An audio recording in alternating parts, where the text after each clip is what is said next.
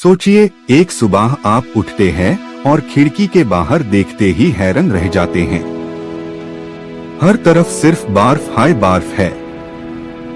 सड़कें गायब, पेड़ बर्फ के नीचे डूब चुके हैं, नदियां जम चुकी है और टेम्परेचर -30 डिग्री सेल्सियस से भी नीचे पहुंच गया है।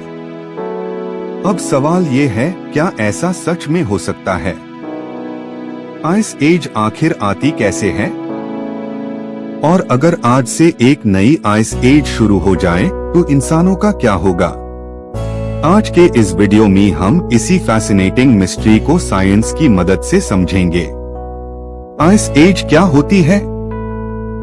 आइस एज वो समय होता है जब हजारों या लाखों सालों तक धरती का एवरेज टेम्परेचर काफी कम हो जाता है। इस वजह से बेड ग्लेशियर्स बनने लगते हैं और कॉन्टिनेंट्स का बहुत बड़ा हिस्सा मोटी बर्फ से ढक जाता है।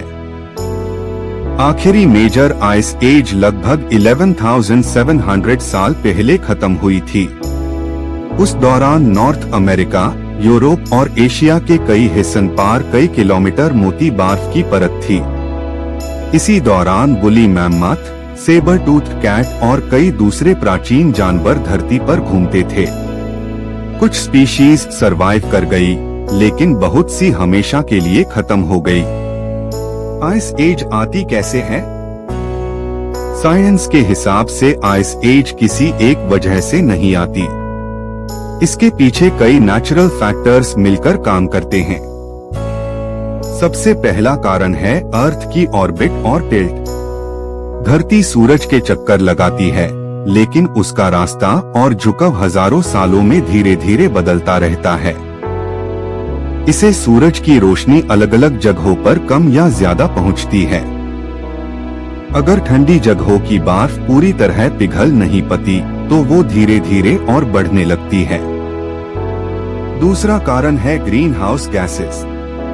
कार्बन डाइऑक्साइड और मीथेन जैसे गैसेस धरती की गर्मी को रोक कर रखती है। अगर इनकी मात्रा बहुत कम हो जाए तो धरती ज्यादा ठंडी होने लगती है। तीसरा कारण हो सकता है बेड वॉल्केनिक इरप्शंस। बहुत बेड वॉल्केनो फटने पर एटमॉस्फेयर में राख और धूल फैल जाती है, जो सूरज की रोशनी को कुछ समय के लिए कम कर सकती है। इसके अलावा ओशन करंट्स, जो दुनिया भर में गर्मी को एक जगह से दूसरी जगह ले जाती है, अगर उनमें बड़ा बदलाव आ जाए तो क्लाइमेट पर भी गहरा असर पड़ सकता है। अगर आज दोबारा आइस एज आ जाए तो? अगर आज से एक नई आइस एज शुरू हो जाए तो सब कुछ एक दिन में नहीं बदलेगा। ये प्रोसेस बहुत धीरे होगी, लेकिन इसका असर बहुत बड़ा हो सकता है। सबसे पहले टेम्परेचर्स धीरे धीरे गिरने लगेंगे। ठंडे इलाकों में स्नोफॉल बढ़ेगी और ग्लेशियर्स फिर से बढ़ने लगेंगे। खेती करना मुश्किल हो जाएगा। फसलें कम उगेंगी, जिसकी वजह से फूड शॉर्टेज और खाने की कीमत बढ़ सकती है।